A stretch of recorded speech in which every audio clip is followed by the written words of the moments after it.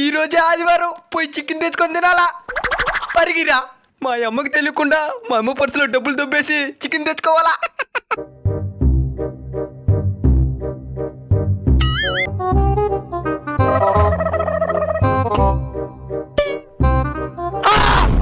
ఏందిరిద్యా 8 రూపాయలే ఉన్నదా? 8 రూపాయలకి చికెన్ అడిగితే ఇస్తారా? మూతి మిద్దంటారు. 8 రూపాయలకి చింతపండు వచ్చేదిలే, చికెన్ కూడా రాదా?